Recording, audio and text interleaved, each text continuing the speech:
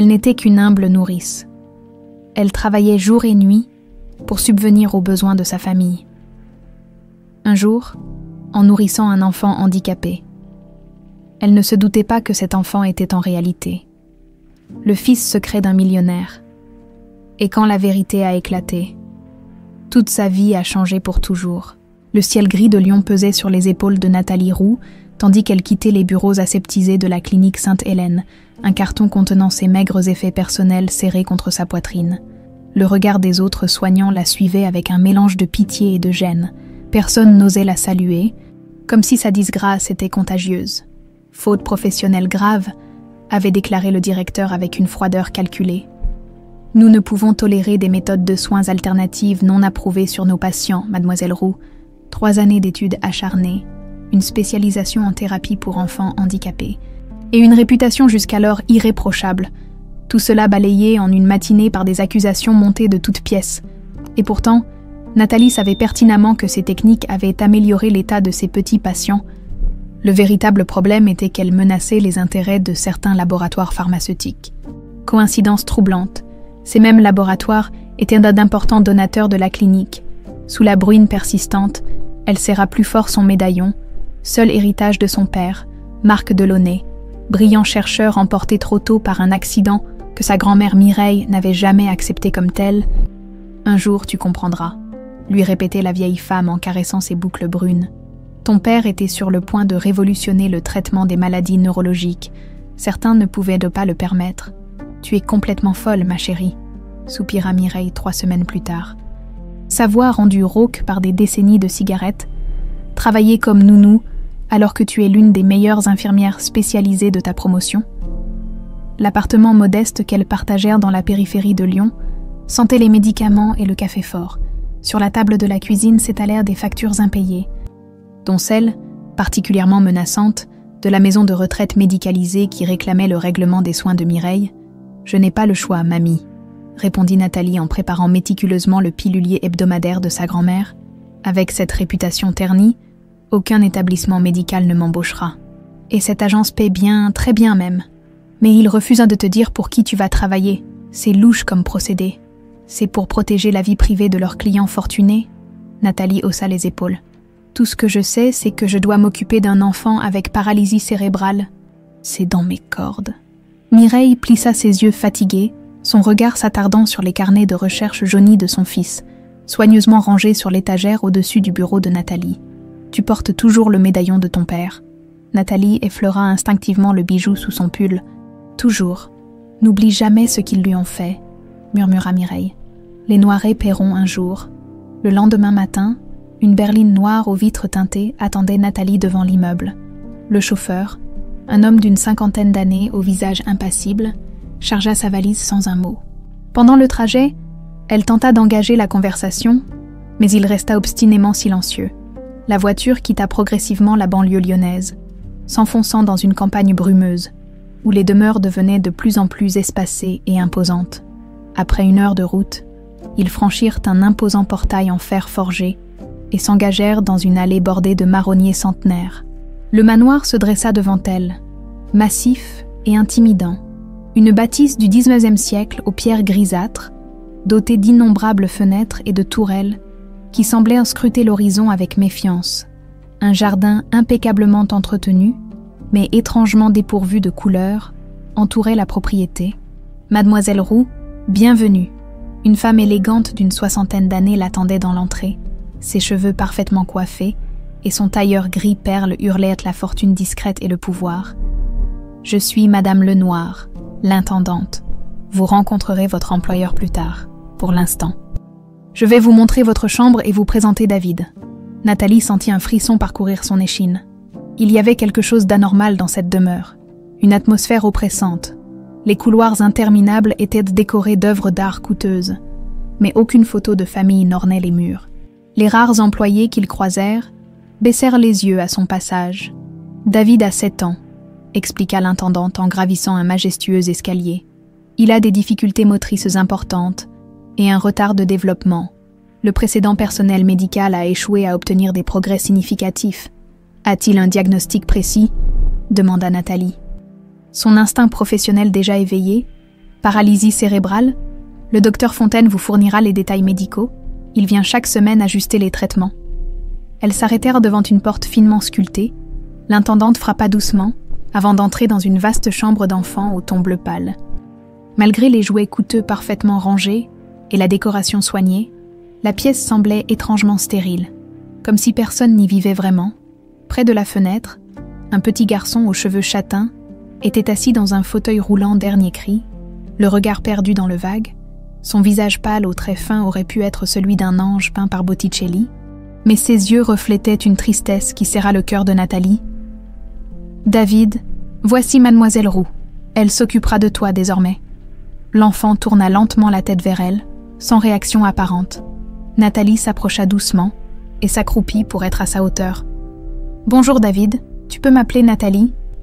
Je suis très contente de te rencontrer. » Pendant un bref instant, elle crut voir une étincelle traverser le regard du garçon, mais celui-ci détourna rapidement les yeux vers le jardin. « Il ne parle pas, » précisa l'intendante. « Du moins, pas de façon compréhensible. Tous les enfants communiquent à leur façon, » répondit Nathalie avec douceur. Elle avait déjà repéré, sur la table de chevet, un alignement méticuleux de médicaments, beaucoup trop pour un enfant de cet âge. L'intendante les laissa seuls, et Nathalie commença doucement à s'adresser à David, lui expliquant qui elle était et ce qu'ils feraient ensemble.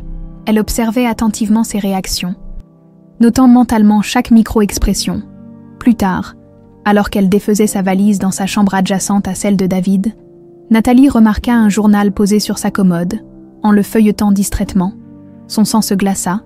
Sur la page économique figurait une photo qu'elle aurait reconnue entre mille, celle de Vincent Noiret, PDG du géant pharmaceutique qui portait son nom. Noiret annonce une percée majeure dans le traitement des troubles neurologiques, titrait l'article. Les pièces du puzzle s'assemblèrent brutalement dans son esprit. L'agence anonyme, le manoir isolé, l'enfant caché aux yeux du monde. Elle se trouvait dans la demeure de la famille qui, selon sa grand-mère, avait volé les recherches de son père et causé sa mort. Son médaillon lui parut soudain brûlant contre sa peau. Par un hasard incroyable ou un coup du destin, elle venait de pénétrer dans l'antre même de ses ennemis. Devait-elle fuir ou saisir cette opportunité inespérée de découvrir la vérité? Le visage triste de David s'imposa à son esprit. Cet enfant n'était pas responsable des actes de son père, et il avait besoin d'elle. Nathalie serra le médaillon dans sa paume. Prenant sa décision, elle resterait, pour deux raisons désormais, aider ce petit garçon prisonnier de son corps et de ce manoir lugubre, et percer enfin le mystère de la mort de son père. Les premiers jours de Nathalie au manoir Noiret se déroulèrent selon une routine aussi stricte qu'une partition de métronome. Chaque matin, à 7 heures précises, elle devait administrer à David une première série de médicaments, noter ses constantes sur un carnet que le Dedaer. Fontaine consultait lors de ses visites hebdomadaires, puis l'aidait avec sa toilette et son petit déjeuner. La matinée était consacrée à ce que Madame Lenoir appelait pudiquement les exercices, qui consistaient en réalité à positionner les membres de l'enfant selon un protocole rigide censé prévenir les contractures. En observant David, Nathalie fut frappée par le contraste entre son regard vif et son corps qu'on disait défaillant. À plusieurs reprises, elle surprit l'enfant en train de suivre du regard le vol d'un oiseau avec une précision qui contredisait son supposé retard cognitif. « Tu n'es pas du tout comme on te décrit, n'est-ce pas ?» murmura-t-elle un matin, alors qu'elle l'installait près de la fenêtre. Les yeux de David s'écarquillèrent légèrement. C'était la première fois que quelqu'un semblait voir au-delà de son handicap. Le 3e jour, alors qu'elle rangeait les médicaments, Nathalie remarqua un détail troublant. La plupart des flacons portaient le logo Noiret Pharmaceutical, mais certains affichaient simplement un code et aucune notice n'était jointe. « Qu'est-ce que c'est que ça ?» marmonna-t-elle en examinant l'un des comprimés non identifiés. « Protocole expérimental », annonça une voix masculine derrière elle. La faisant sursauter, dans l'encadrement de la porte se tenait un homme d'une 40aine d'années, grand et élégant, dans son costume sombre. Malgré ses traits tirés par la fatigue, son visage reflétait une autorité naturelle. Nathalie le reconnut immédiatement grâce aux photos qu'elle avait étudiées avec obsession pendant des années. Vincent Noiret en personne. « Monsieur Noiret » dit-elle en s'efforçant de maîtriser le tremblement de sa voix. « Vous êtes donc la nouvelle nurse » déclara-t-il froidement, l'observant comme on inspecterait un nouvel équipement médical. Puis, sans transition, il ajouta « Le docteur Fontaine m'a assuré que ces médicaments sont parfaitement adaptés à l'état de David. Suivez simplement le protocole à la lettre. Bien sûr, acquiesça Nathalie, tout en pensant le contraire. Monsieur, puis-je vous demander quel est exactement le diagnostic complet de David ? J'ai besoin de comprendre son état pour mieux l'accompagner. Vincent parut surpris par cette question, comme si personne n'avait jamais osé lui demander de précision. Paralysie cérébrale avec complications neurologiques, répondit-il laconiquement. Suite à un accident domestique il y a 5 ans, quelque chose dans sa voix, une fêlure presque imperceptible, attira l'attention de Nathalie. Cet homme n'était peut-être pas le monstre sans cœur qu'elle avait imaginé. Je vous conseille de consulter son dossier médical plutôt que de me poser des questions, ajouta-t-il sèchement. Le docteur Fontaine vous donnera accès aux informations nécessaires. Pour le reste, contentez-vous de faire votre travail. Il s'approcha de David, posa brièvement une main sur son épaule, dans un geste qui semblait plus protocolaire qu'affectueux, puis quitta la pièce sans un regard en arrière. Nathalie se tourna vers David, dont le visage s'était fermé à l'apparition de son père. « Il vient souvent te voir ?» demanda-t-elle doucement, pour toute réponse. L'enfant cligna lentement des yeux une fois. Elle avait déjà compris que c'était sa façon de dire « non ». Une semaine après son arrivée, Nathalie fut convoquée à une réception organisée par Valérie Noiret, la mère de Vincent, pour les partenaires commerciaux de l'entreprise familiale.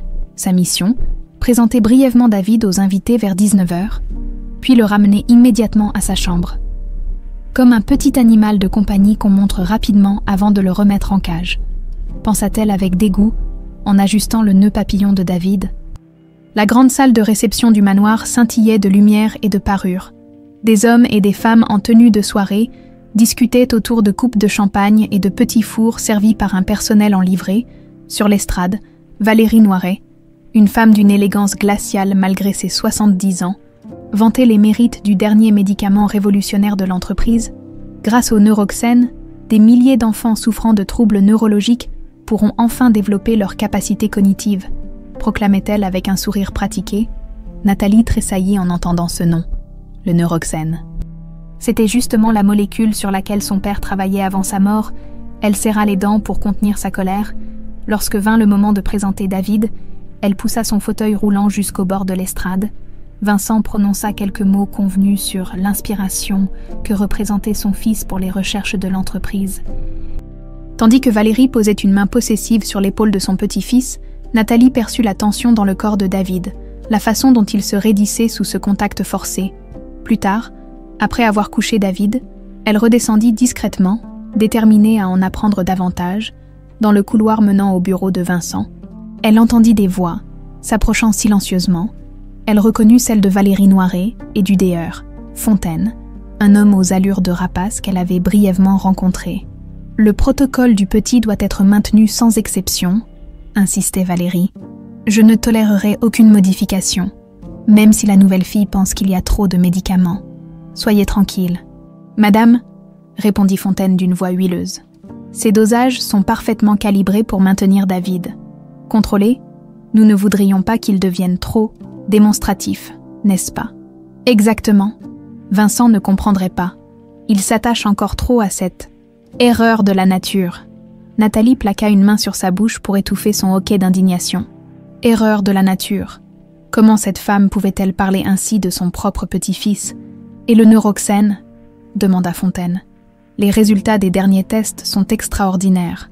Comme il l'aurait été si ce maudit Delaunay avait vécu pour terminer ses recherches. » ricana Valérie. « Heureusement que nous avons récupéré ses travaux à temps. » Le cœur de Nathalie s'emballa.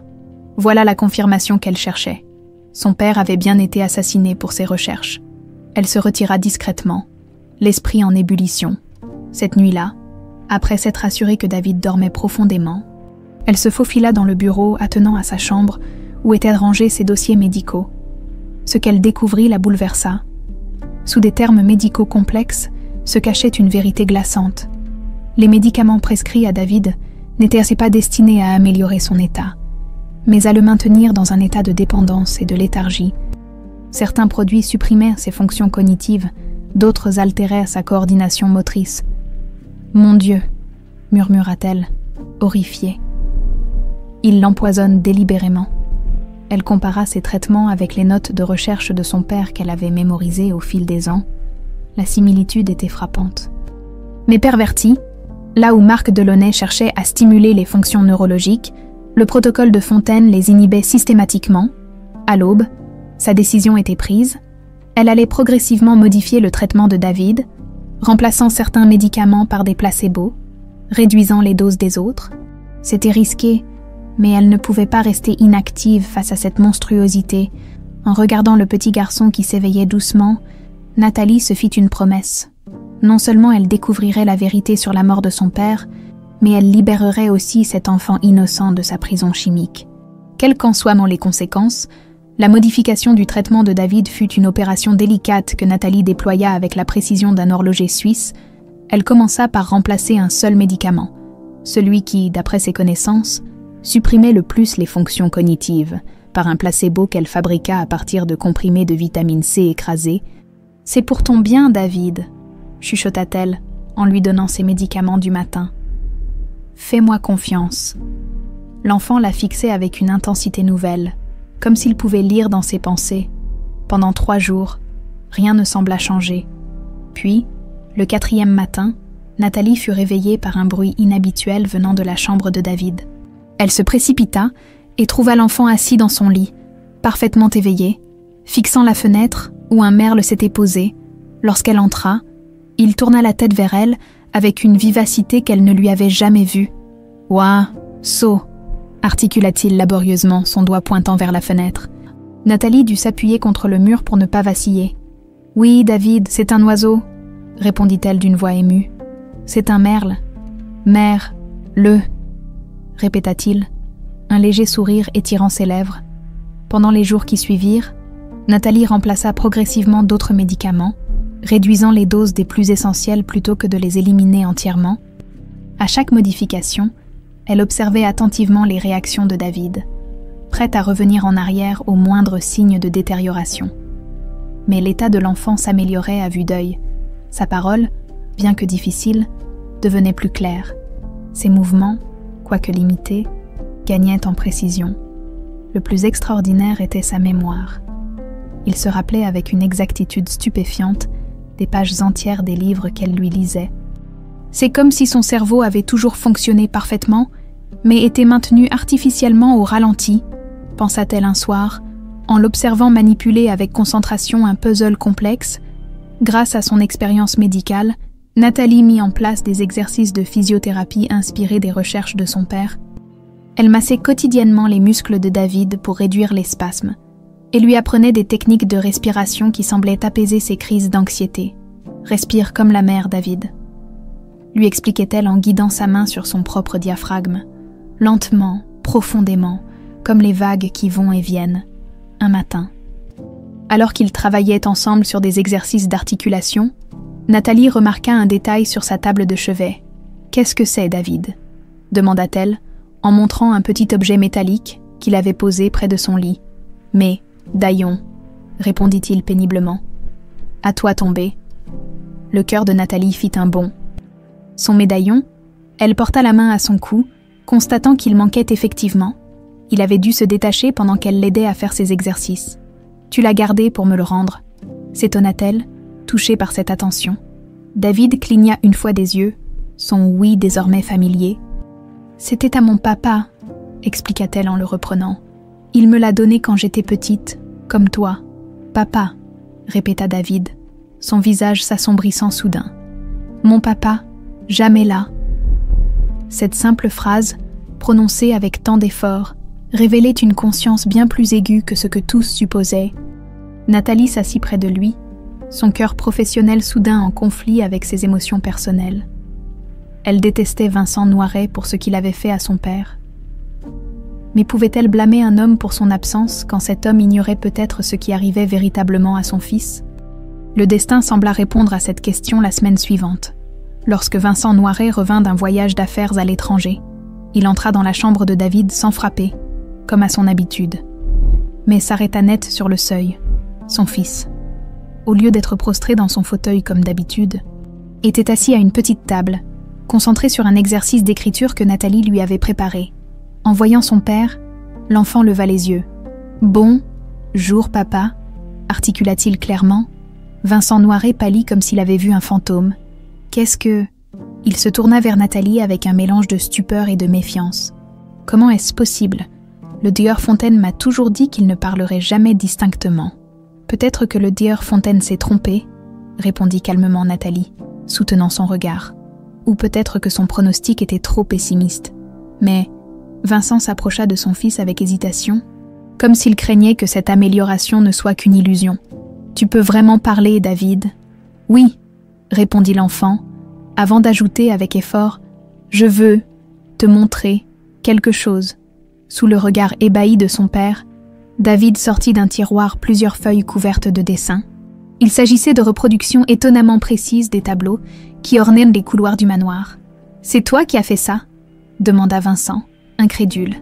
David acquiesça, une lueur de fierté illuminant son regard. « Il a une mémoire visuelle exceptionnelle, » expliqua Nathalie, « et une coordination œil-main bien meilleure qu'on ne le pensait.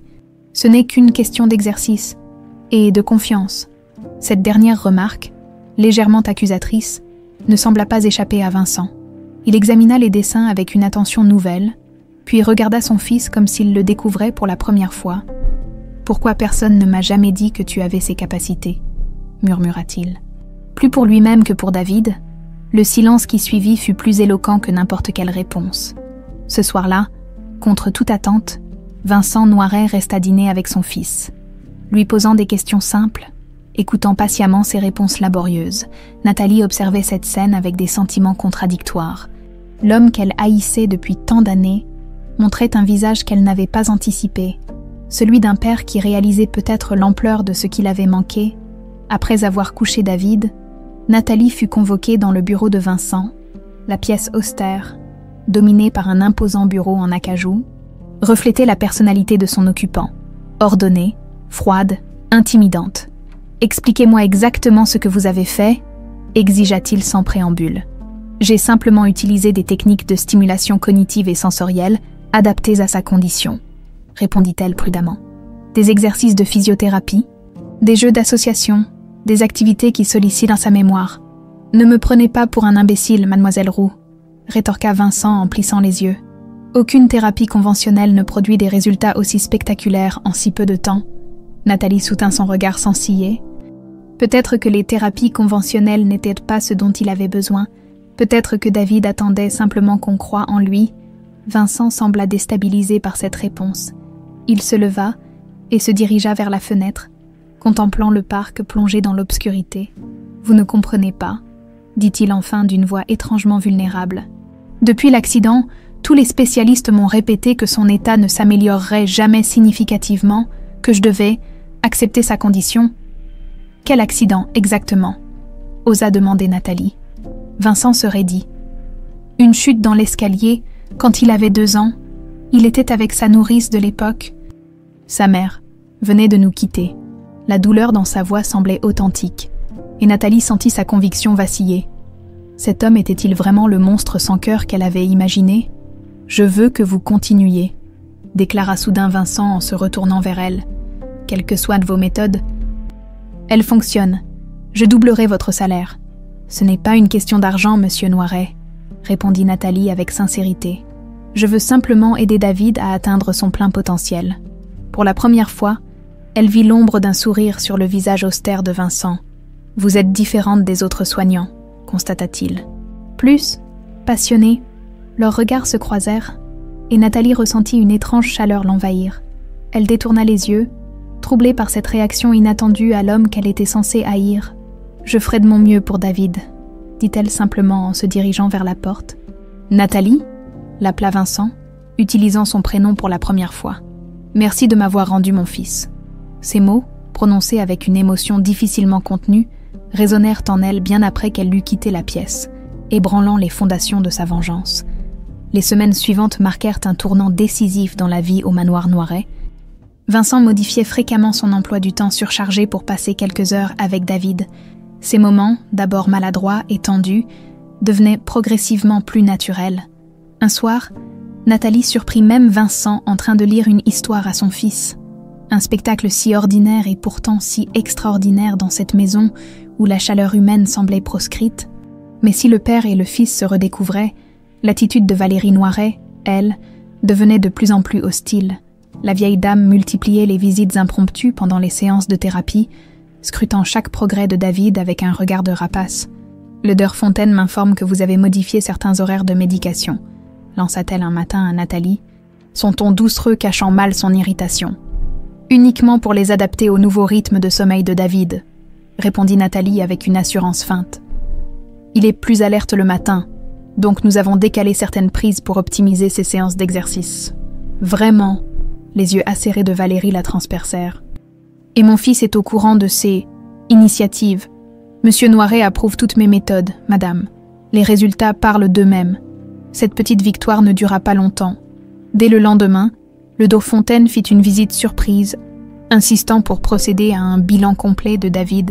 « Je trouve son comportement étrangement agité », déclara-t-il après avoir examiné l'enfant. « Je vais augmenter la dose de stabilium et ajouter un nouveau tranquillisant. » « Est-ce vraiment nécessaire ?» protesta Nathalie. « Il fait des progrès remarquables, justement parce qu'il est plus éveillé et réactif. » « Mademoiselle Roux, » répondit Fontaine avec condescendance. « Je suis médecin et vous êtes... quoi ? Une simple infirmière. Contentez-vous d'appliquer mes prescriptions. » Cette confrontation laissa Nathalie inquiète et frustrée. Elle dut redoubler de vigilance, diluant discrètement les nouveaux médicaments tout en simulant leur administration complète. Un matin, alors qu'elle terminait une séance de physiothérapie avec David, Madame Lenoir vint l'informer qu'une certaine Madame Roux demandait à la voir à l'entrée de service. « Ma grand-mère » s'exclama Nathalie, surprise et alarmée. Elle n'avait pas prévenu Mireille de sa visite. Laissant David avec ses dessins, elle se précipita vers la cuisine. Mireille s'y tenait, droite malgré son âge, un panier à la main et l'air revêche. « Enfin !» s'exclama la vieille femme en voyant sa petite fille. J'ai dû raconter à la moitié de Lyon que tu avais un rhume pour qu'on me laisse t'apporter des remèdes. » Nathalie l'entraîna rapidement dans le jardin. Loin des oreilles indiscrètes. « Mamie, tu ne devrais pas être ici. Comment as-tu même trouvé l'adresse?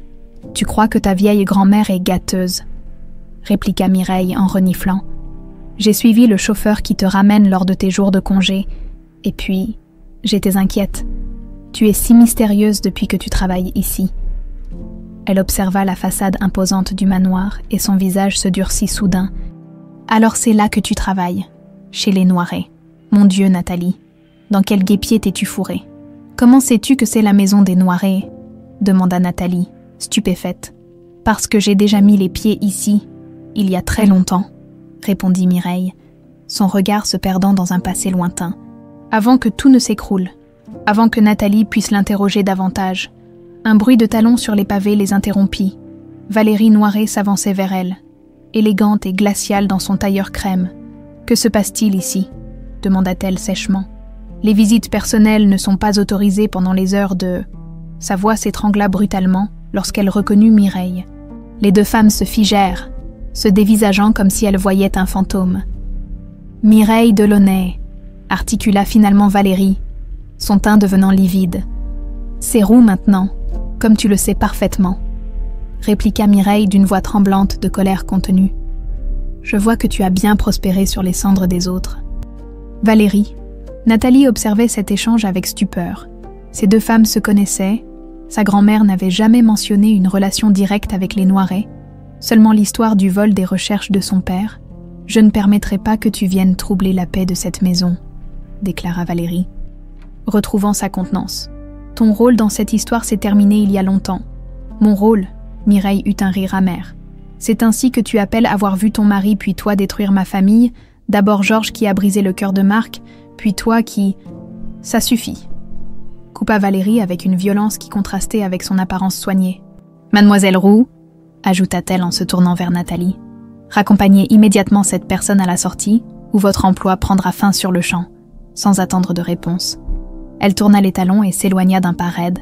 Mireille semblait maintenant épuisée, comme si cette confrontation avait drainé ses dernières forces. Nathalie la soutint jusqu'à la grille du domaine. « Mamie, il faut que tu m'expliques, » implora-t-elle. « Comment connais-tu Valérie Noiret? Qu'est-ce qui s'est vraiment passé avec papa ?» La vieille femme serra fortement la main de sa petite fille. « Ta place n'est pas ici, Nathalie. Ces gens sont dangereux. Bien plus que tu ne l'imagines. Il y a un enfant qui a besoin de moi, mamie. Je ne peux pas l'abandonner. » Mireille soupira. vaincue par la détermination qu'elle lisait dans les yeux de sa petite fille, les mêmes yeux que Marc. « Très bien, mais promets-moi d'être prudente. » Elle jeta un regard anxieux vers le manoir. « Valérie, Georges et Marc étaient tous trois étudiants en médecine. Ton père et Valérie ont eu une liaison pendant que j'étais enceinte de toi, une passade qui a rendu Georges Noiret fou de jalousie. Mon père et Valérie Noiret. » Nathalie n'en croyait pas ses oreilles. « C'était il y a si longtemps, » murmura Mireille.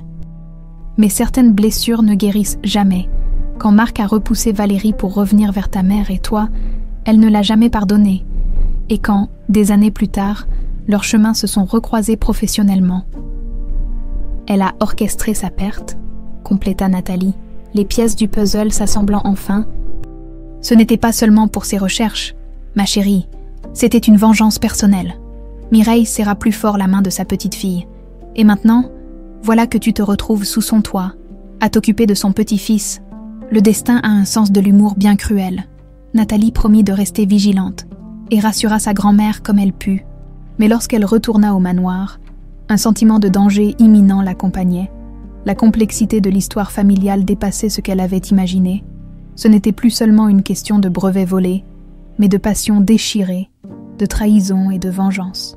En regagnant la chambre de David, elle trouva l'enfant inhabituellement agité. « Qu'y a-t-il, David ?» demanda-t-elle doucement. « Là, dame » articula-t-il avec effort. « En colère, très en colère. »« Madame Noiret, tu l'as vue ?» David hocha la tête. « Dans bureau, crie, sur téléphone, parle, de toi. » Le cœur de Nathalie se serra. Si Valérie avait reconnu Mireille, elle avait sûrement fait le lien avec Marc Delaunay. Sa couverture était compromise. Elle s'agenouilla devant David, prenant ses petites mains dans les siennes. « David, écoute-moi. Quoi qu'il arrive dans les prochains jours, je ne t'abandonnerai pas, tu me comprends.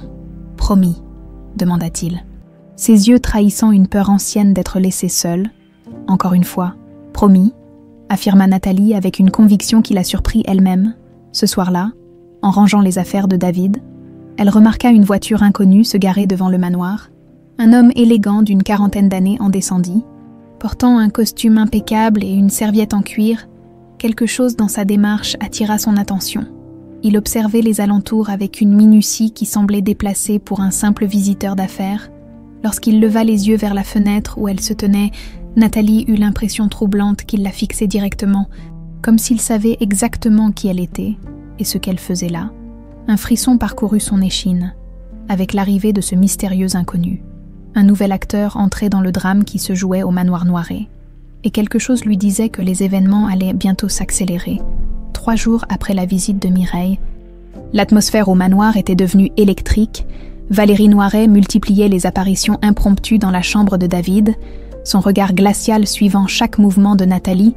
Quant au mystérieux visiteur, il s'était présenté lors du dîner comme Olivier Duret, un investisseur potentiel intéressé par un partenariat avec Noiret Pharmaceuticals.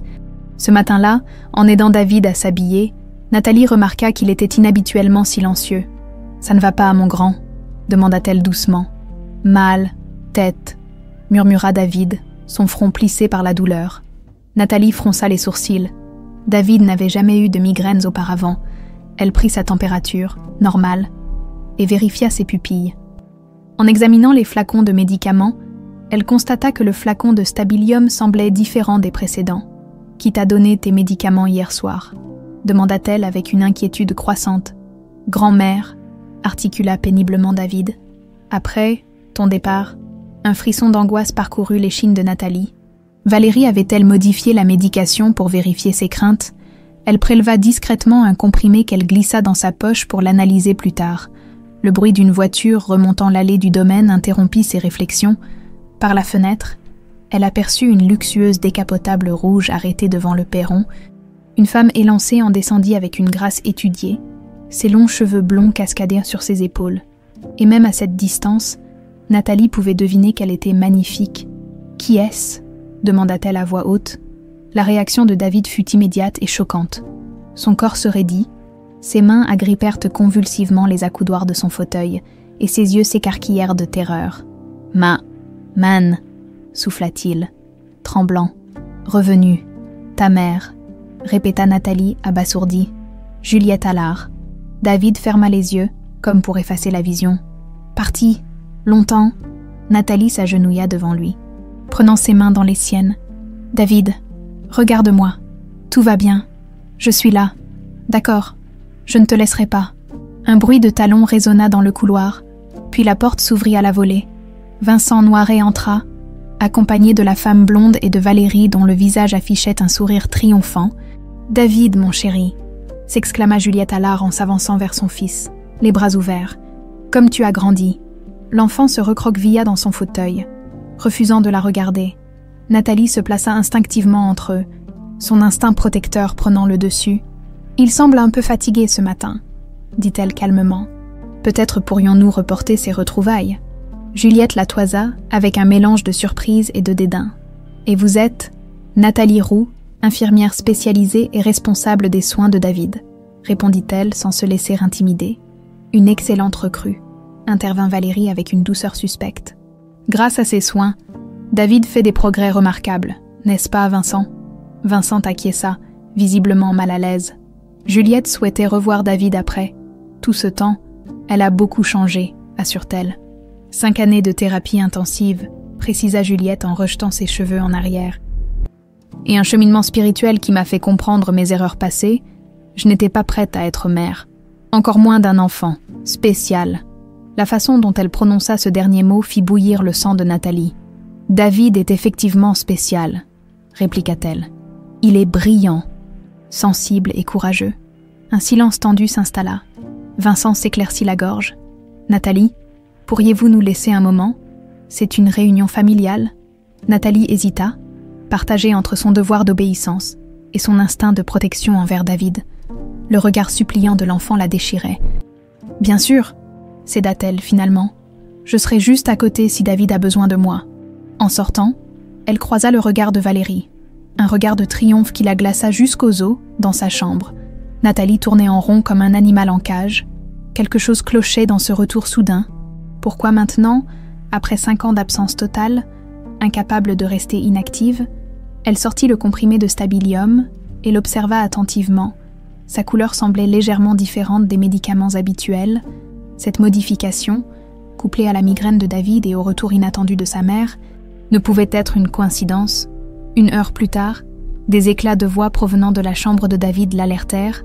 En s'approchant, elle entendit Juliette qui s'exclamait « C'est ridicule. Comment pouvez-vous croire qu'il a fait ces dessins lui-même ?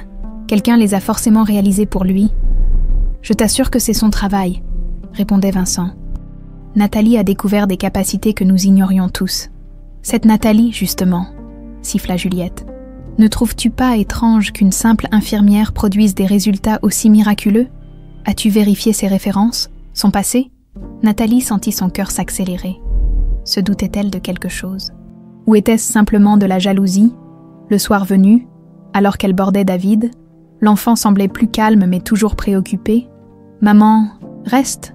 demanda-t-il anxieusement. « Je crois qu'elle va séjourner quelque temps au manoir », répondit Nathalie avec précaution. « Comment te sens-tu par rapport à ça ?» David détourna les yeux. « Peur », avoua-t-il dans un souffle. « Accident, sa faute. »« Quel accident, David ?» insista doucement Nathalie, son cœur battant la chamade. « Escalier », murmura-t-il en fermant les yeux, comme pour bloquer un souvenir douloureux. Elle, fâchée, poussée, Nathalie dut se retenir au bord du lit pour ne pas vaciller. Était-il possible que l'accident qui avait aggravé l'état de David n'en soit pas un ? Que sa propre mère l'ait... Non, c'était trop horrible à imaginer. « Je te protégerai », promit-elle en embrassant son front. « Repose-toi maintenant. » Plus tard cette nuit-là, ne pouvant trouver le sommeil, Nathalie décida de poursuivre ses recherches dans le bureau de Vincent. Elle s'y glissa silencieusement, sa lampe de poche éclairant à peine les dossiers qu'elle parcourait fébrilement. Dans un tiroir verrouillé qu'elle parvint à ouvrir avec une épingle à cheveux, elle découvrit un rapport médical daté d'il y a 5 ans. Il s'agissait d'une évaluation psychiatrique de Juliette Allard. Réalisé peu après l'accident de David, le diagnostic était sans appel. Trouble de personnalité narcissique avec tendance violente, la patiente exprime du ressentiment envers son fils, qu'elle perçoit comme un obstacle à sa carrière et à sa liberté. « Mon Dieu !» murmura Nathalie, horrifiée. Un autre document attira son attention. Un contrat de divorce entre Vincent et Juliette. stipulant que cette dernière renonçait à tous ses droits parentaux en échange d'une somme considérable, une clause spécifiée que ce montant serait versé en plusieurs fois sur 10 ans, à condition qu'elle reste éloignée de David. Pourquoi était-elle revenue? Alors, qu'est-ce qui valait plus que l'argent promis? Le lendemain matin, Nathalie remarqua une détérioration alarmante dans l'état de David. Il était léthargique, ses mouvements étaient plus lents, et sa parole, si difficilement reconquise, redevenait confuse. « On a repris les anciens médicaments », expliqua Valérie lorsque Nathalie s'en inquiéta. « Le DR, Fontaine estime que David était trop agité dernièrement, mais ses progrès étaient peut-être illusoires », coupa Valérie avec un sourire glacial. D'ailleurs, Vincent a décidé de réorganiser les soins de David. Désormais, tu partageras cette responsabilité avec Juliette, qui souhaite rattraper le temps perdu avec son fils. Nathalie comprit le message implicite. Son influence auprès de David allait être réduite, voire éliminée. Ce soir-là, alors qu'elle rangeait les affaires de David, elle surprit une conversation entre Juliette et Valérie dans le couloir adjacent. « Les documents sont bien dans son bureau », demandait Juliette à voix basse. « Dans le coffre derrière le tableau de chasse », confirmait Valérie. « Les brevets originaux, les formules du Neuroxène, tout ce dont tu as besoin pour négocier avec Leroy Pharmaceuticals, et Vincent ne se doute de rien. Il est trop occupé à jouer au père modèle avec David, » ricana Valérie. « Débarrasse-nous de cette infirmière trop curieuse, et une part substantielle de l'accord sera pour toi. » Ainsi, voilà la véritable raison du retour de Juliette. L'espionnage industriel, orchestré par Valérie elle-même contre son propre fils. Et Nathalie était devenue un obstacle à éliminer. En retournant dans sa chambre, Nathalie croisa dans le couloir l'énigmatique Olivier Duret. Plutôt que de la saluer poliment comme à l'accoutumée, il lui glissa discrètement un papier plié dans la main avant de disparaître à l'angle du couloir. Une fois seule, elle déplia le message avec des doigts tremblants. « Je sais qui vous êtes, mademoiselle Delaunay, et je sais pourquoi vous êtes ici. Nous avons des intérêts communs. Rendez-vous demain à midi dans la serre abandonnée. Venez seule. » Nathalie passa une nuit agitée, le message d'Olivier durait tournant dans son esprit comme une menace ou une promesse. Impossible à déchiffrer. Comment connaissait-il sa véritable identité? Que savait-il exactement de sa mission? Et surtout, pouvait-elle lui faire confiance? Au petit matin, elle trouva David dans un état alarmant.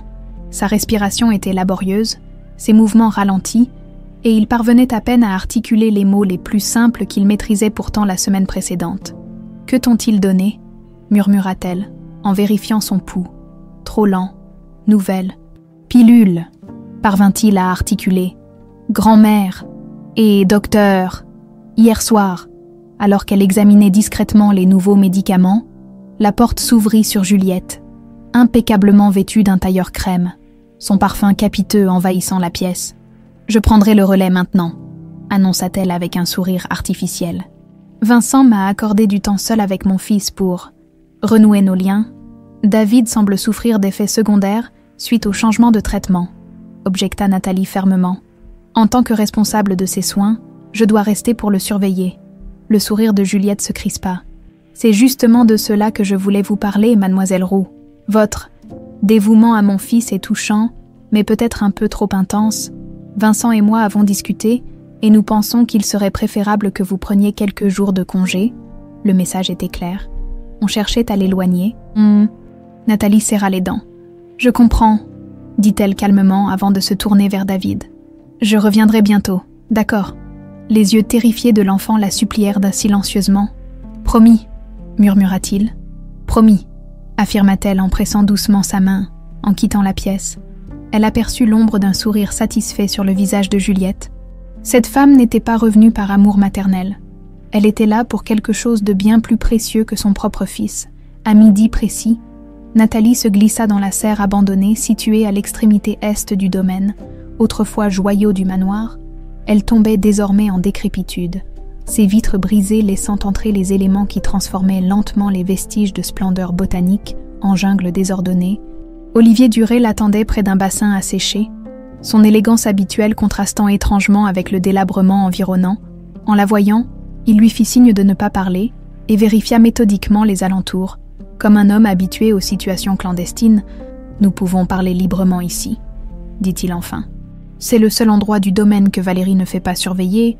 Trop de souvenirs désagréables, apparemment. Comment savez-vous qui je suis ? Attaqua directement Nathalie. Et pourquoi devrais-je vous faire confiance ? Un sourire énigmatique étira les lèvres d'Olivier. Il sortit de sa poche un petit médaillon identique à celui que Nathalie portait autour du cou, « Parce que je sais exactement ce que les Noiret ont fait à votre père », répondit-il doucement. « Et parce que j'ai mes propres comptes à régler avec cette famille. Qui êtes-vous vraiment ?» insista Nathalie. Méfiante malgré sa curiosité piquée, Olivier observa un long silence, comme s'il pesait le pour et le contre d'une révélation majeure. Puis, avec un soupir résigné, « Mon vrai nom est Damien Noiret. » Le choc laissa Nathalie sans voix pendant quelques secondes. Damien Noiret, le frère cadet de Vincent, mort dans un accident d'alpinisme il y a 5 ans. Pas si mort que ça, comme vous pouvez le constater, répondit-il avec une grimace sardonique. Disons plutôt, évadé. Il s'approcha d'une des rares fenêtres intactes, contemplant le manoir qui se dressait au loin. J'étais le mouton noir de la famille, le fils rebelle qui posait trop de questions, expliqua-t-il. Surtout quand j'ai découvert des documents prouvant que ma mère et mon frère avaient volé les travaux de votre père avant d'orchestrer sa disparition. Nathalie sentit son cœur battre plus fort. Vous avez des preuves. J'en avais. C'est pourquoi Valérie a engagé des hommes pour saboter mon équipement d'escalade lors d'une expédition dans les Alpes. Son visage se durcit au souvenir. J'ai survécu par miracle, mais j'ai compris que je ne pourrais jamais rentrer sous ma véritable identité. Alors j'ai disparu, me suis fait refaire le visage et j'ai patiemment préparé mon retour. Pour vous venger, demanda Nathalie. Pour rétablir la vérité, corrigea Damien. Et j'ai besoin de votre aide pour cela. Il sortit de sa serviette un dossier qu'il lui tendit. Voici ce que j'ai pu rassembler jusqu'à présent. Des copies de courriels entre Valérie et le DR, fontaines concernant le sabotage de l'accident qui a aggravé l'état de David, des preuves de la falsification de ses traitements et quelques fragments de documents sur l'appropriation des recherches de votre père.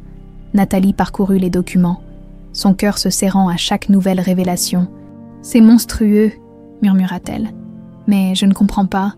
Pourquoi saboter la santé de David ? Quel intérêt Valérie aurait-elle à nuire à son propre petit-fils ? Ma mère a toujours été obsédée par l'image de perfection de la dynastie Noiret, expliqua Damien avec amertume. Un héritier handicapé était inacceptable à ses yeux. Elle a d'abord essayé de convaincre Vincent d'institutionnaliser David, mais il a refusé catégoriquement. C'est peut-être son seul acte de courage contre elle. Alors Valérie a choisi une approche plus insidieuse. Maintenir David dans un état de dépendance et de léthargie, caché aux yeux du monde, tout en manipulant Vincent pour qu'il se concentre exclusivement sur l'entreprise. Et Juliette, comment s'intègre-t-elle dans tout ça ? Demanda Nathalie, repensant à la conversation surprise la veille. Juliette est une opportuniste, répondit Damien avec mépris. Elle a abandonné David quand il est devenu un fardeau. Mais maintenant que la valeur de Noiret Pharmaceutical a triplé grâce au Neuroxène, elle revient pour réclamer sa part et pour voler des informations confidentielles pour le compte d'un concurrent. Il s'approcha de Nathalie, son regard soudain intense. « Écoutez, le temps presse. Valérie se doute de quelque chose à votre sujet depuis la visite de votre grand-mère. Et avec le retour de Juliette, David est en danger. Ils vont faire tout ce qui est en leur pouvoir pour vous éloigner de lui. Je ne peux pas l'abandonner, affirma Nathalie avec conviction. Pas maintenant qu'il commence enfin à s'ouvrir, à progresser. Alors nous devons agir vite, décida Damien. La société fête son 50e anniversaire dans 3 semaines. Une grande réception sera organisée ici, avec presse et investisseurs. Ce sera notre chance de tout révéler. Il lui tendit une petite clé USB. J'ai besoin que vous accédiez au fichier personnel de Vincent pour compléter notre dossier. Et surtout, continuez à aider David. Ses progrès sont notre meilleure arme contre Valérie. Nathalie hésita avant d'accepter la clé. Vincent, est-il aussi coupable que sa mère ? Il semble sincèrement attaché à David. Une ombre traversa le regard de Damien. Mon frère est complexe. Il a fermé les yeux sur beaucoup de choses. Mais je crois qu'il ignorait l'ampleur des manipulations de notre mère. Quant à son rôle dans la mort de votre père, il laissa sa phrase en suspens. Leur conversation fut interrompue par le bruit d'une branche qui craquait. Ils se figèrent, aux aguets. Mais seul le chant d'un oiseau troublait désormais le silence de la serre. « Nous devons être prudents », murmura Damien. « Rencontrons-nous ici tous les 3 jours pour échanger nos informations et méfiez-vous de Juliette. Elle est bien plus dangereuse qu'elle n'en a l'air. » Alors qu'ils se séparaient, Nathalie se tourna une dernière fois vers lui. « Pourquoi m'aider? Pourquoi ne pas simplement vous venger vous-même » Damien eut un sourire triste. « Parce que cette vendetta a déjà détruit trop de vies, et parce que David mérite mieux que notre héritage empoisonné. » De retour au manoir, Nathalie trouva Vincent l'attendant dans le hall d'entrée, l'air préoccupé. « Où étiez-vous passé ?» demanda-t-il abruptement. « David vous réclame. »« Je marchais dans le parc, » répondit-elle calmement. « J'avais besoin de réfléchir après avoir été mise en congé par Madame Allard. » Vincent fronça les sourcils. « Mise en congé, je n'ai jamais autorisé cela. » Un silence gêné s'installa entre eux. Nathalie observait attentivement l'homme devant elle. Cherchant à réconcilier l'image du monstre sans cœur qu'elle s'était forgée avec celle du père manipulé qu'avait décrit Damien, « Nathalie, » reprit Vincent plus doucement, « je ne sais pas ce qui se passe exactement dans cette maison, mais je vois que David régresse depuis quelques jours. Il refuse de parler à Juliette et devient agité dès qu'elle approche. J'aimerais que vous repreniez vos fonctions à plein temps. Et votre mère, le Deheuwerfontaine ?» demanda Nathalie, testant le terrain. « Je gérerai cela », affirma Vincent avec une détermination qui la surprit. David passe avant tout, tandis qu'ils montaient ensemble vers la chambre de l'enfant. Nathalie se demanda si elle n'avait pas trouvé un allié improbable en la personne de Vincent Noiret. Et si Damien avait raison, si Vincent ignorait réellement l'ampleur des machinations autour de lui, à l'étage, ils trouvèrent David assis devant son piano, un magnifique instrument que Vincent avait fait installer récemment à la demande de Nathalie. L'enfant laissait courir ses doigts sur les touches, produisant une mélodie simple, mais étonnamment harmonieuse. « C'est toi qui lui as appris ça » murmura Vincent, stupéfait. « Non » répondit Nathalie, tout aussi surprise. « Je lui ai juste montré quelques notes de base hier. Il a dû apprendre par lui-même. » David tourna la tête vers eux, un vrai sourire illuminant son visage habituellement si sérieux. « Papa, Nathalie, écoutez, ma musique, quelque chose d'extraordinaire se produisait sous leurs yeux. Malgré les médicaments, malgré les régressions forcées, l'esprit de David trouvait un nouveau moyen de s'exprimer à travers la musique. Et cette renaissance, Nathalie le comprit en croisant le regard ému de Vincent, pourrait être leur plus puissant allié dans la bataille qui s'annonçait. Le talent inattendu de David pour la musique devint rapidement le centre d'une bataille silencieuse au manoir Noiret. Chaque fois que Nathalie l'encourageait à jouer, Vincent s'émerveillait des progrès de son fils, tandis que Valérie et Juliette trouvaient 1000 excuses pour interrompre ses sessions. « Le bruit aggrave ses maux de tête », affirmait le Deheuwerfontaine lors de ses visites désormais quotidiennes. « Trop de stimulation risque de provoquer des crises », renchérissait Valérie, avec une sollicitude de façade. Mais Nathalie tenait bon, elle avait trouvé en Vincent un allié précieux, sa détermination à voir son fils progresser semblait avoir réveillé en lui une force longtemps endormie. Un matin, alors qu'elle rangeait la chambre de David, pendant que l'enfant prenait sa douche assistée, Nathalie entendit la porte s'ouvrir. S'attendant à voir Vincent, elle se retourna avec un sourire qui se figea instantanément. Valérie Noiret se tenait dans l'encadrement, son regard glacial ne laissant présager rien de bon. « J'ai engagé des détectives privés », annonça-t-elle sans préambule. « Ils ont été très efficaces. » Nathalie sentit son sang se glacer, mais s'efforça de rester impassible. « Je ne vois pas de quoi vous parlez, Madame Noiret. Vraiment, Mademoiselle Delaunay, ou devrais-je dire, fille de Marc Delaunay. » Le sourire de Valérie s'élargit devant la pâleur soudaine de Nathalie. Quelle coïncidence que la fille de notre ancien collaborateur se retrouve à s'occuper de mon petit-fils. Une vengeance, peut-être. Je suis ici pour David, répondit fermement Nathalie. Uniquement pour lui. Comme c'est touchant. Valérie s'avança dans la pièce, effleurant du bout des doigts les dessins de David épinglés au mur. Saviez-vous que votre père et moi avons été amants, un homme brillant? Mais si, naïf, il croyait que l'amour transcendait tout, même les affaires. Ne parlez pas de lui, siffla Nathalie, incapable de contenir sa colère. Il parlait souvent de vous avec tant d'affection, poursuivit Valérie, imperturbable. Sa petite Nathalie qui suivrait ses traces, quelle déception il aurait de vous voir réduite à une simple garde-malade. Nathalie serra les poings, luttant contre l'envie de gifler cette femme qui souillait la mémoire de son père. « Je sais ce que vous faites à David », lança-t-elle. « Les médicaments que vous lui donnez ne sont pas destinés à l'aider, mais à le maintenir dans un état de dépendance.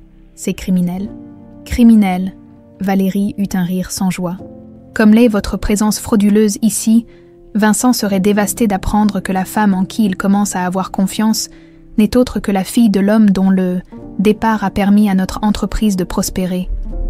La menace était à peine voilée. « Que voulez-vous » demanda Nathalie, comprenant qu'elle devait négocier. « Votre démission, bien sûr, aujourd'hui même. Vous quitterez cette maison sans faire d'histoire, et je m'abstiendrai de révéler votre véritable identité à Vincent. » Valérie s'approcha, son parfum capiteux envahissant l'espace personnel de Nathalie. « Refusez, et je détruirai non seulement votre réputation, mais aussi celle de votre chère grand-mère. J'ai suffisamment d'influence pour cela. » Avant que Nathalie puisse répondre, la porte de la salle de bain s'ouvrit, révélant David dans son fauteuil roulant, les cheveux encore humides. « Bonjour, grand-mère » dit-il d'une voix étonnamment ferme. Valérie se tourna vers lui avec un sourire forcé. « David, mon chéri, comment te sens-tu aujourd'hui ?»« Mieux, quand Nathalie est là. » Il fixa sa grand-mère avec une intensité qui la fit reculer imperceptiblement. « Je vous laisse » concéda Valérie en se dirigeant vers la porte, puis, se tournant une dernière fois vers Nathalie, « Réfléchissez à ma proposition. Vous avez jusqu'à ce soir. » Une fois Valérie partie, Nathalie s'effondra sur une chaise, tremblante. « Elle, méchante !» affirma David en s'approchant d'elle. « Pas partir, s'il te plaît. Je ne t'abandonnerai pas » promit Nathalie en serrant sa petite main. « Jamais. » Cette confrontation n'était que le prélude à une journée cauchemardesque. En début d'après-midi, le DR Fontaine arriva pour sa visite, accompagné de 2 infirmiers robustes. Ces messieurs vont aider David à se préparer pour des examens complémentaires à l'hôpital, annonça-t-il avec une fausse bienveillance. « Quels examens » s'alarma Nathalie. Vincent n'a mentionné aucun rendez-vous médical. Une décision de dernière minute, éluda Fontaine. Madame Noiret s'inquiète des fluctuations dans l'état de David. Nous devons procéder à une évaluation complète. Nathalie comprit immédiatement la manœuvre. Je vais prévenir monsieur Noiret. Il est déjà informé, coupa Fontaine.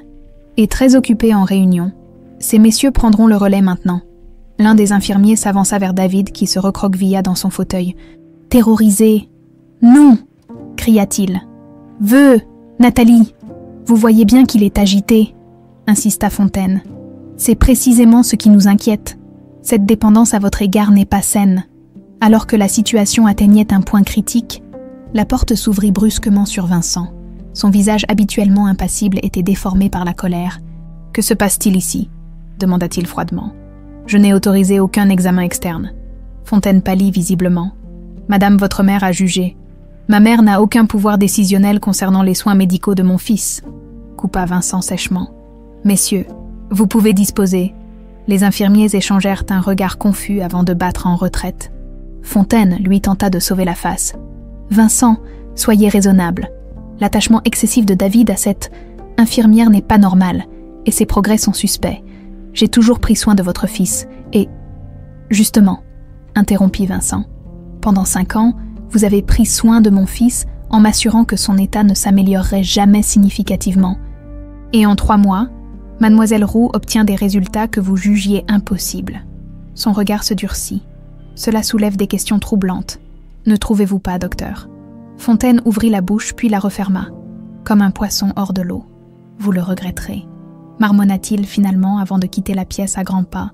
Une fois seul, Vincent se tourna vers Nathalie, son expression indéchiffrable. « Ma mère et le DR, Fontaine semble déterminé à vous éloigner de David. Je me demande pourquoi. » Nathalie soutint son regard, consciente qu'elle marchait sur une corde raide. Peut-être n'apprécient-ils pas que quelqu'un remette en question leur méthode. Ou peut-être y a-t-il autre chose, suggéra Vincent, son regard pénétrant semblant vouloir percer ses secrets. Quelque chose que vous ne me dites pas. Avant qu'elle puisse répondre, David intervint. « Papa ?» dit-il clairement, attirant leur attention. Fontaine et grand-mère parlent souvent secret.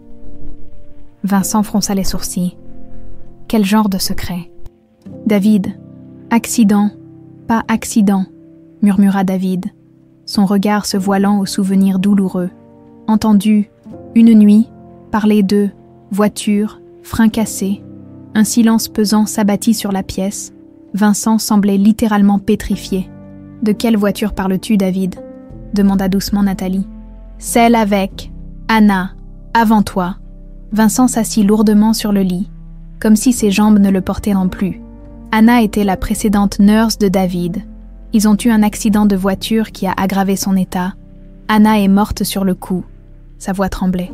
On m'a dit que c'était un chauffard qui avait provoqué l'accident. Pas chauffard, insista David. Frein, coupé, pour moi, pour disparaître. Mon Dieu, souffla Vincent, le visage blême. Il se tourna vers Nathalie. Est-ce possible? Ma propre mère aurait... Nathalie hésita. C'était le moment de vérité, l'occasion de révéler tout ce qu'elle savait. Mais la douleur évidente de Vincent la fit hésiter. « Je pense que vous devriez parler à votre frère », dit-elle finalement. Vincent la dévisagea comme si elle venait de lui annoncer que la terre était plate. « Mon frère est mort il y a 5 ans. »« Pas mort », intervint une voix depuis la porte. Simplement, réinventé, Olivier Duret, ou plutôt Damien Noiret, se tenait dans l'encadrement, son masque d'homme d'affaires imperturbable remplacé par une expression grave. « Damien », murmura Vincent, incrédule. « Comment ?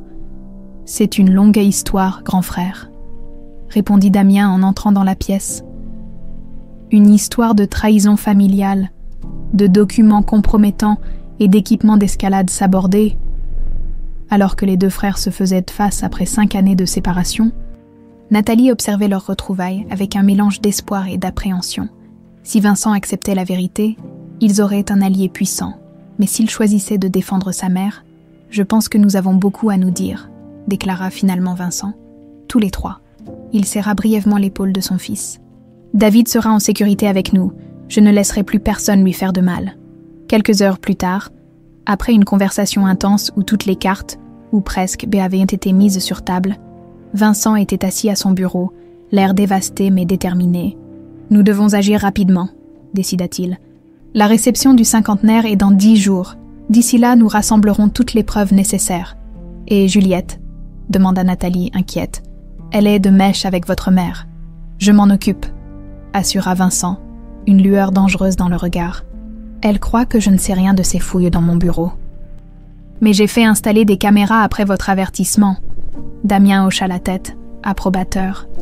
« Je savais que tu n'étais pas complètement aveugle, frangin. » Vincent se tourna alors vers Nathalie, son regard s'adoucissant. « Il reste une chose que nous n'avons pas abordée, votre véritable identité. » Nathalie sentit son cœur s'accélérer. « Vous savez, ma mère me l'a dit ce matin, pensant me monter contre vous. » Il s'approcha d'elle. « Je comprends maintenant pourquoi vous êtes venue, la fille de Marc Delaunay, cherchant justice pour son père. » Il prit doucement sa main. « Je vous dois des excuses, Nathalie. J'ignorais ce que ma mère avait fait à votre père. Mais j'ai bénéficié de ses crimes, et pour cela je suis profondément désolée. » La sincérité dans sa voix ébranla Nathalie plus qu'elle ne l'aurait voulu. « Je suis venue pour la vengeance, » admit-elle, « mais je suis restée pour David. »« Et maintenant ?» demanda Vincent, son regard cherchant le sien. « Maintenant, nous allons faire payer les vrais coupables, » répondit-elle avec détermination, « et libérer David de leur emprise, une fois pour toutes. » La semaine qui précéda la grande célébration du cinquantenaire de Noiret Pharmaceutical fut un ballet complexe de préparatifs et de conspirations. Tandis que les employés de maison s'affairaient à transformer le domaine en écrin de luxe pour recevoir l'élite du monde pharmaceutique, 2 camps s'observaient et manœuvraient dans l'ombre.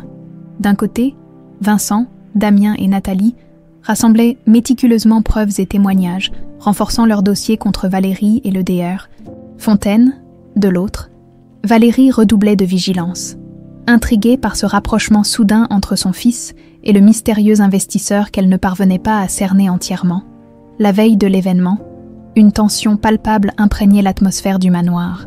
Vincent avait convoqué Nathalie dans son bureau pour une ultime mise au point de leur plan. « Tout est prêt », annonça-t-il en lui tendant un café. « J'ai sécurisé les documents originaux prouvant le vol des recherches de votre père, ainsi que les rapports médicaux falsifiés de David. » Nathalie accepta la tasse avec gratitude, épuisée par ses journées d'intense préparation. « Et Juliette, avez-vous découvert ce qu'elle cherchait exactement ?» Vincent eut un sourire sans joie.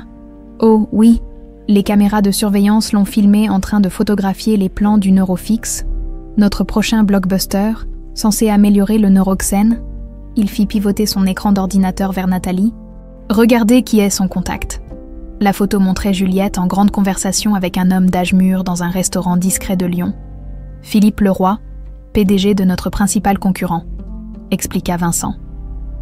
Ils lui ont probablement offert une somme considérable pour espionner. Avez-vous confronté Juliette ? Demanda Nathalie. Pas encore, je préfère lui laisser croire qu'elle a réussi son coup jusqu'à demain soir. Son regard s'assombrit. Quelle ironie, je me méfiais de vous alors que les véritables traîtres étaient sous mon toit depuis toujours. Un silence chargé d'émotions s'installa entre eux, depuis la révélation de la véritable identité de Nathalie. Leur relation avait pris une tournure étrange, oscillant entre une complicité née de leur combat commun et une tension liée à leur passé douloureux. « Comment avez-vous pu ignorer tout ça ?» demanda finalement Nathalie, incapable de retenir plus longtemps cette question qui la taraudait. La mort de mon père. L'état de David. Vincent se leva et s'approcha de la fenêtre, contemplant le parc où les ouvriers installaient des tentes et des guirlandes lumineuses pour la réception du lendemain. L'aveuglement volontaire est la plus grande lâcheté, admit-il amèrement. Après le départ de Juliette, je me suis plongé dans le travail. Laissant ma mère et Fontaine gérer David, je me disais que c'était pour son bien, qu'il savait mieux que moi. Sa voix se brisa légèrement. Quant à votre père, on m'avait raconté qu'il avait vendu ses recherches en toute légalité avant de disparaître à l'étranger. Je n'ai jamais questionné cette version. Et maintenant ? Demanda Nathalie doucement. Maintenant, j'essaie de réparer ce qui peut l'être, répondit Vincent en se tournant vers elle. Pour David, pour la mémoire de votre père et... Il s'interrompit, cherchant ses mots. Pour vous aussi, Nathalie. Leurs regards se croisèrent, chargés d'émotions contradictoires. Comment pouvait-elle ressentir une telle attraction pour l'homme dont la famille avait détruit la sienne ? Un coup discret à la porte interrompit ce moment. Damien entra, l'air préoccupé. « Nous avons un problème », annonça-t-il sans préambule. « Je viens de surprendre Fontaine en train d'injecter quelque chose à David. »« Quoi ?» s'exclama Nathalie en se levant d'un bond. « Comment a-t-il pu approcher David ? J'avais demandé à Louise de rester avec lui. Il a dit avoir une autorisation signée de Vincent pour un traitement d'urgence. Louise n'a pas osé s'opposer. Ils se précipitèrent tous trois vers la chambre de David. L'enfant était allongé sur son lit, pâle et apathique, ses yeux vitreux fixant le plafond sans le voir. « David !» appela doucement Nathalie en s'agenouillant près de lui. « Tu m'entends ?» Un faible murmure s'échappa des lèvres de l'enfant, mais aucun mot cohérent. Nathalie vérifia ses constantes. Pouls lent, respiration superficielle. « C'est une sédation profonde », diagnostiqua-t-elle avec colère. « Que lui a-t-il injecté exactement ?»« Je vais le retrouver et le faire parler », gronda Vincent, déjà en mouvement vers la porte. « Attends », intervint Damien en le retenant par le bras. « Nous devons être plus malins. Si nous confrontons Fontaine maintenant, Valérie saura que nous sommes sur ses traces. Notre effet de surprise sera perdu. Et nous laissons David comme ça, » s'indigna Vincent. « Je peux contrer les effets », assura Nathalie en fouillant dans son sac. « J'ai toujours avec moi un kit d'urgence depuis que j'ai compris ce qui se passait ici. » Elle sortit une petite trousse médicale et prépara rapidement une injection. C'est un antagoniste des benzodiazépines, si c'est bien ce que Fontaine lui a administré. David devrait revenir à lui dans l'heure. Vincent observait ses gestes précis avec admiration. « Vous êtes extraordinaire, Nathalie. » Elle rougit légèrement, mais resta concentrée sur sa tâche. « Nous devons surveiller David toute la nuit. Je ne quitterai pas son chevet. Je resterai avec vous, » décida Vincent. Damien acquiesça. « Je vais faire le guet et m'assurer que Fontaine ou ma mère ne tentent pas autre chose. Demain est un jour crucial. Ils doivent sentir que tout est normal jusqu'au dernier moment. » Comme l'avait prédit Nathalie, David reprit progressivement conscience au bout d'une heure. Vincent, assis dans un fauteuil près du lit, observait avec émerveillement la patience et la tendresse avec laquelle Nathalie s'occupait de son fils. « Tu es en sécurité ?» répétait-elle doucement à l'enfant désorienté. « Ton papa et moi sommes là. Personne ne te fera de mal. » Vers minuit, David s'était suffisamment remis pour parler, bien que sa voix restât faible. « Docteur a dit « pour mon bien », murmura-t-il. « Pour demain. Grande surprise. » Vincent et Nathalie échangèrent un regard inquiet. Une surprise. « Quelle surprise, David ?» demanda doucement Vincent. « Me montrer, aux gens comme avant ?» L'enfant frissonna. « Pas vouloir. Fontaine et ma mère prévoient de t'exhiber devant les invités. » Vincent était incrédule. « Après t'avoir caché pendant des années. Pas moi, vraiment. » articula péniblement David. « Moi, droguée, comme avant. Nathalie comprit soudain la stratégie de Valérie. Elle veut le montrer dans un état catatonique pour prouver que ses progrès étaient illusoires, pour discréditer nos méthodes et renforcer l'approche de Fontaine. Vincent serra les poings, la rage déformant ses traits habituellement contrôlés. « Je vais là. »« Non !» interrompit fermement Nathalie. « Nous allons retourner leur plan contre eux. » Un sourire déterminé apparut sur son visage, alors qu'un plan se formait dans son esprit. « David, te souviens-tu de ce déambulateur spécial que nous avons fabriqué ensemble en secret ?» L'enfant hocha faiblement la tête. Une lueur de compréhension traversant son regard. « Demain, au lieu de te montrer comme il le souhaite, nous allons révéler le vrai David, » poursuivit-elle avec passion.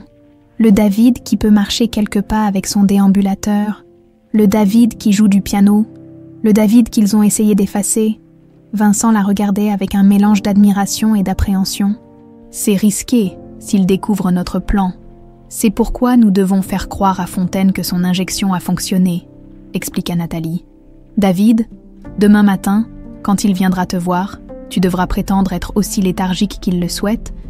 Peux-tu faire ça ?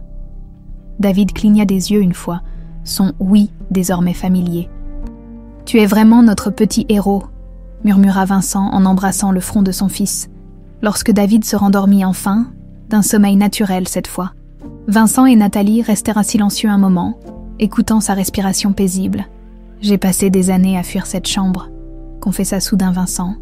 Incapable d'affronter ce que je croyais être mon échec en tant que père. « Ce n'était pas votre faute », répondit doucement Nathalie. « Si, j'aurais dû être plus présent, plus attentif. » Il passa une main fatiguée sur son visage. « Savez-vous ce qui est le plus ironique ? C'est que je me suis jeté corps et âme dans la commercialisation du Neuroxène pour aider d'autres enfants comme David, alors que ce médicament basé sur les recherches volées à votre père aurait pu véritablement aider mon propre fils si on l'avait utilisé correctement. » Nathalie observa l'homme brisé devant elle et, pour la première fois, ne vit plus l'héritier Noiret, mais simplement un père déchiré entre remords et espoir.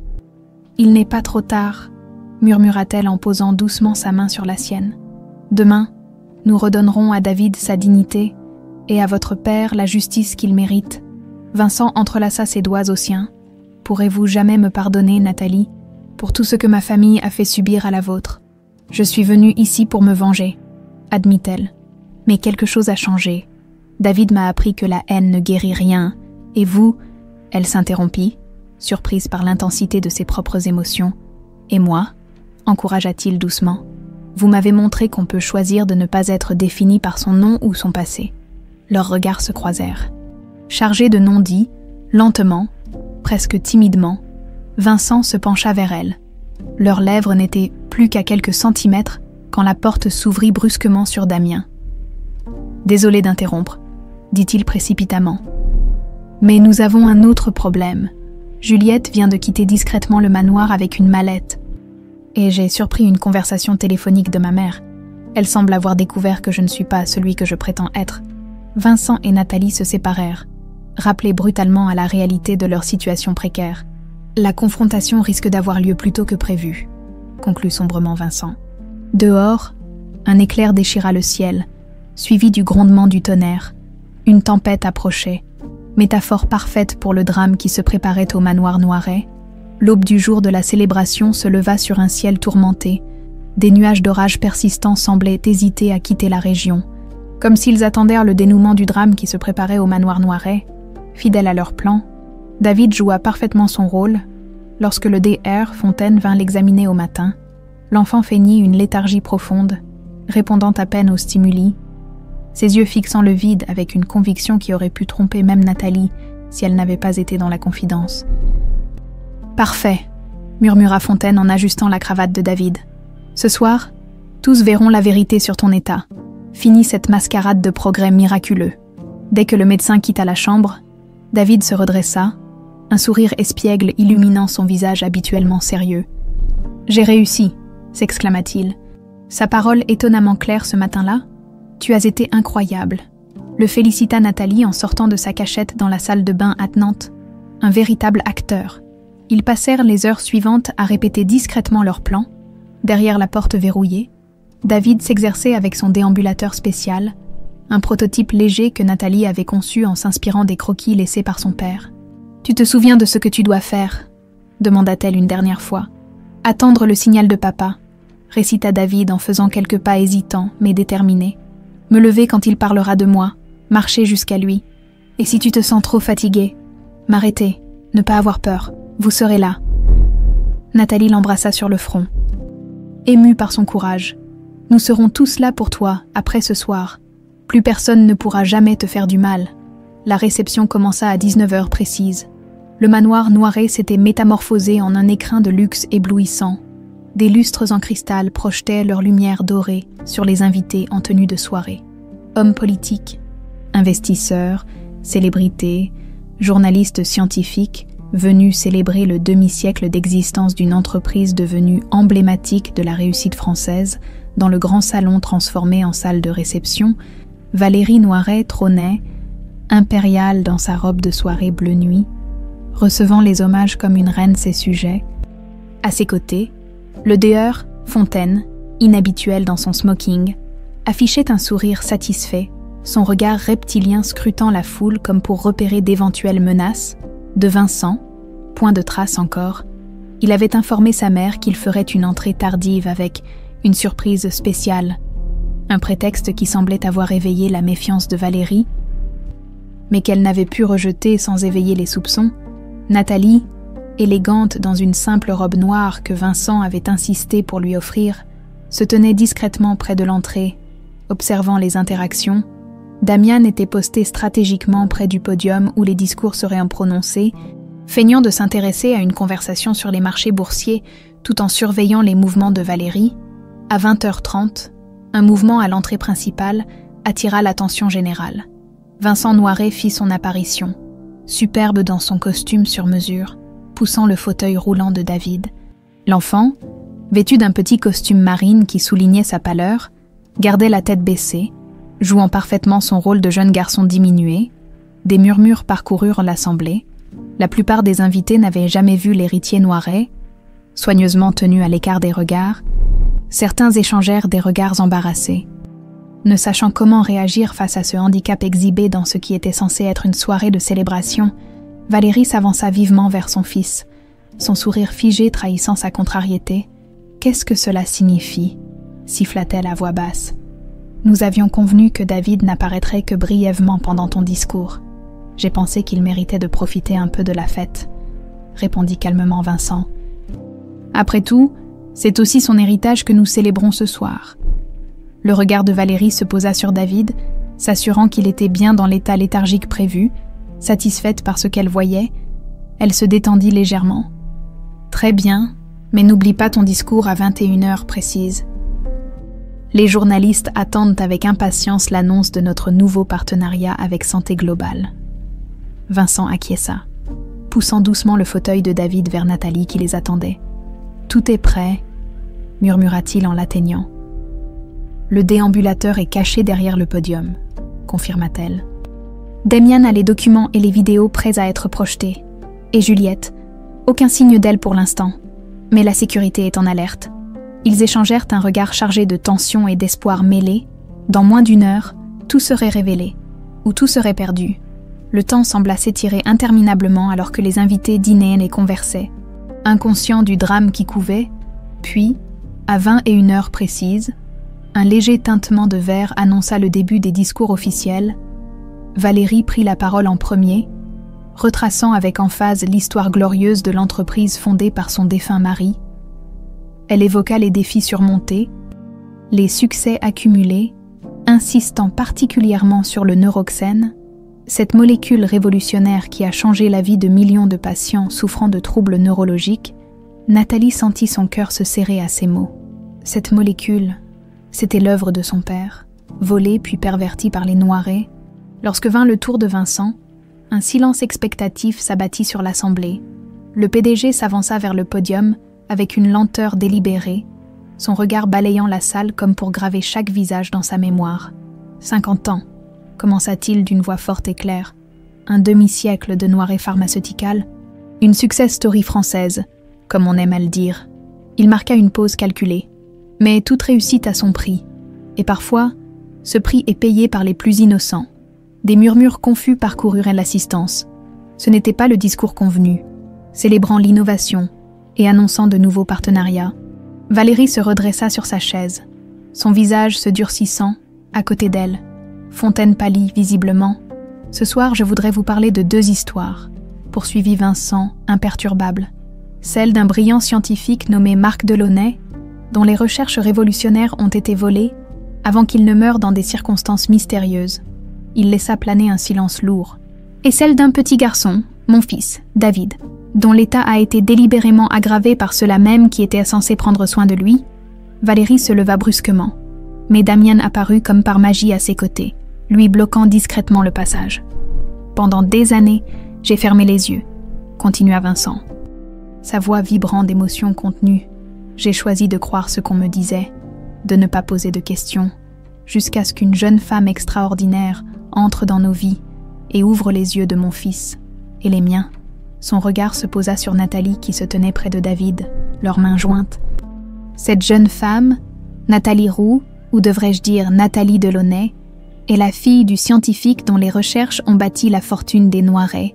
Elle est venue chercher justice et a trouvé bien plus que cela. Vincent eut un sourire triste. Elle a trouvé un petit garçon prisonnier de médicaments qui n'étaient pas destinés à le soigner, mais à le maintenir dans un état de dépendance. Des exclamations choquées s'élevèrent dans la salle. Les journalistes présents commençaient frénétiquement à prendre des notes. « Laissez-moi vous montrer ce que Nathalie a découvert », déclara Vincent en faisant signe à Damien. Un écran géant s'illumina derrière lui, projetant des documents médicaux, des courriels compromettants, des analyses comparatives des médicaments prescrits à David.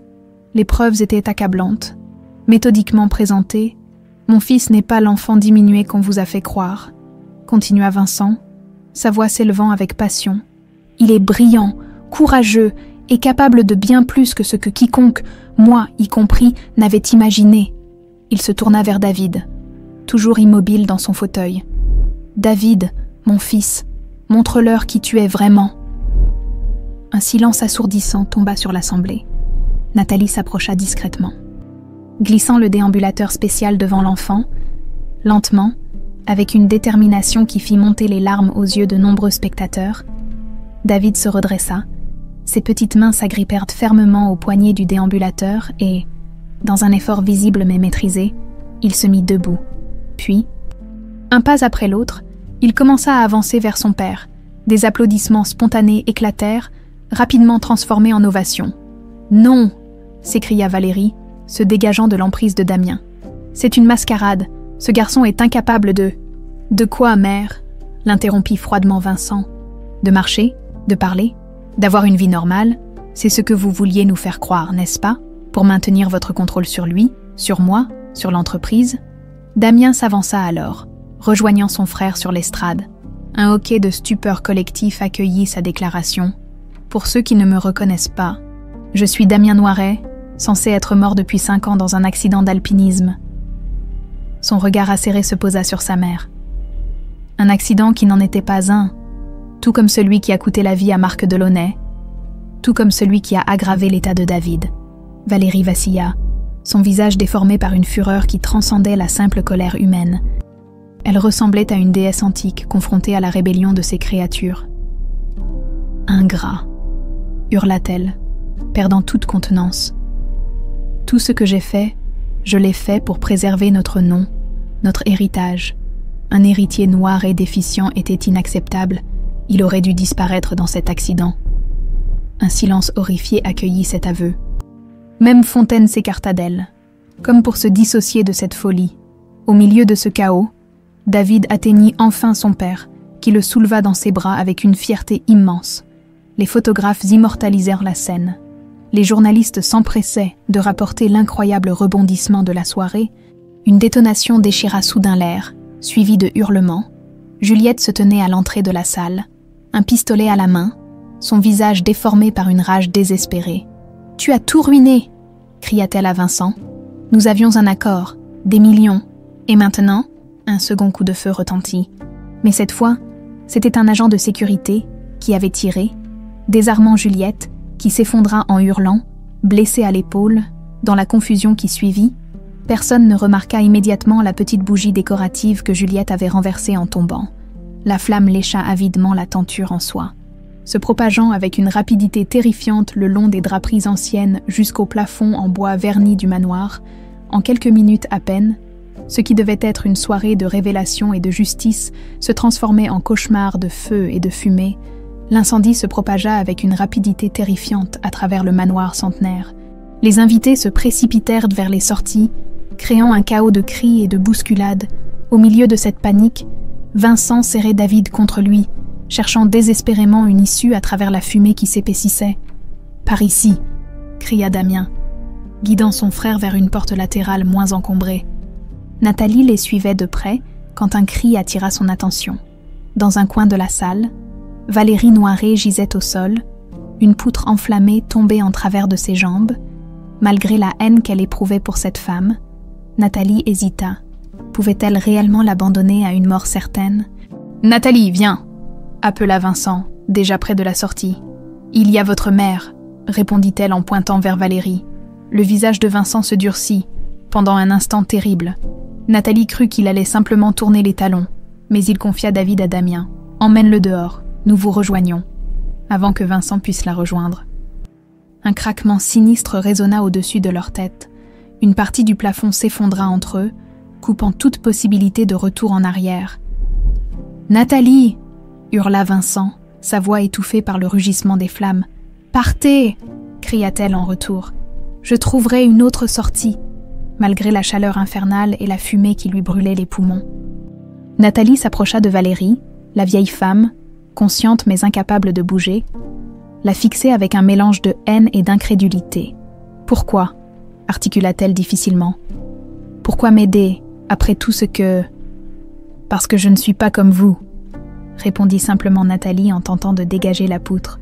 Elle réussit à la soulever suffisamment pour que Valérie puisse retirer ses jambes, mais le simple fait de bouger arrachait des hurlements de douleur à la vieille femme. Ses jambes étaient gravement brûlées et elle ne pourrait pas marcher. « Appuyez-vous sur moi », ordonna Nathalie, passant le bras de Valérie autour de ses épaules. Ensemble, elles progressèrent lentement à travers la fumée épaisse, cherchant désespérément une sortie. La chaleur devenait insupportable, et Nathalie sentait ses forces diminuer à chaque pas. Ses poumons brûlaient, sa vision se troublait. « Laissez-moi », murmura Valérie entre deux quintes de toux. « Sauvez-vous !» Pour la première fois, sa voix était dénuée de sa froideur habituelle. Dans le regard qu'elle lança à Nathalie, il y avait quelque chose qui ressemblait presque à du regret. « Non !» refusa catégoriquement Nathalie. « On sort d'ici ensemble ou pas du tout ?» Un nouveau craquement retentit au-dessus d'elle. Nathalie eut à peine le temps de pousser Valérie avant qu'une poutre enflammée ne s'écrase à l'endroit précis où elle se tenait. L'impact projeta Nathalie contre un mur, et sa tête heurta violemment une colonne de marbre. La dernière chose qu'elle vit avant de sombrer dans l'inconscience fut une silhouette se frayant un chemin à travers les flammes vers elle. Des bips réguliers, une odeur d'antiseptique, une douleur sourde qui pulsait dans tout son corps. Nathalie émergea lentement des ténèbres, ses paupières si lourdes qu'elle pouvait à peine les soulever. Quand elle y parvint enfin, la lumière blanche l'aveugla momentanément. « Elle se réveille !» s'exclama une voix familière tout près d'elle. « Docteur !» Elle ouvre les yeux. À travers le brouillard de sa vision, Nathalie distingua le visage angoissé de sa grand-mère, Mireille, penchée au-dessus d'elle. « Mamie !» murmura-t-elle, sa voix à peine audible, sa gorge douloureusement sèche. « Oh, ma chérie !» sanglota Mireille en prenant sa main. « Tu nous as fait tellement peur !»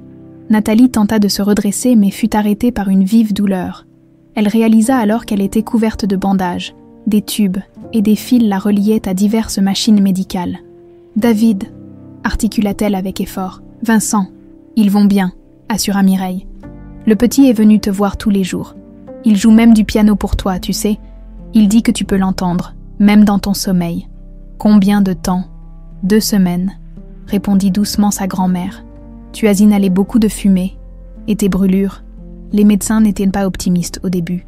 Nathalie ferma les yeux, submergée par les souvenirs de cette nuit terrible. Les flammes, la fumée, Valérie et Madame Noiret, demanda-t-elle faiblement. Un silence. Mireille détourna le regard.